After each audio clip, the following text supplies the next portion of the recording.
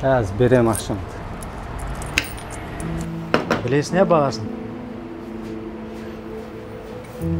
Бауырым, бүгін нешінші күнәға себепкер болып жатсың?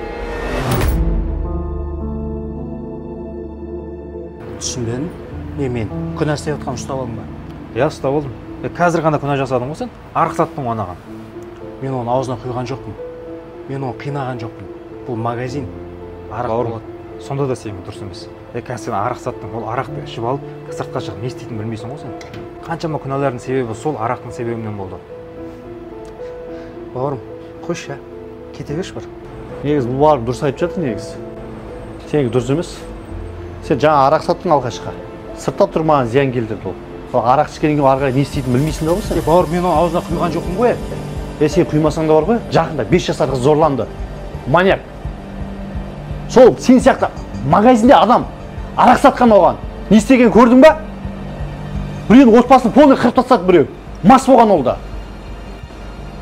Өздерің соны кінәлі санамайсыңдар ма сонда? Сендердің арақ ішіп барып ана жаққа былығын жасайды. Жарайды, бопты. Баш. Жаңа көрмейсің бе или? Әлемде не болып жатыр?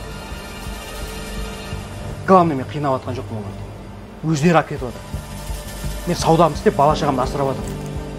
Бауырым, сен арағын ішіп ол бүкіл күнәға батып жатыр. Адам өлтіріп жатыр.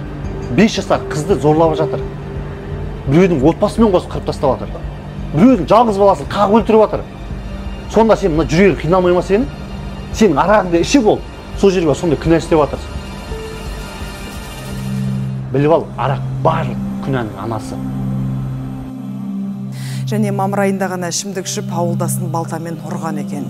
Өз әйелін ұрып өлтірді деген күдікпен 4 баланың әкесі қамауға алынды. 38 жастағы жұбайын арақ ішуден бас тартқаны үшін төмпештеп тастады. Бұл жолы ол арақ ішіп алып тергеу абақтысының басшысын ұрғаны үшін жаза үстіне жаза қосып отыр. Қостанайда көлікті мас күйінде тізгіндегендер азаймай тұр. Бір айда 72 адам жауапқа тартылып, 15-і тәулікке қамалған.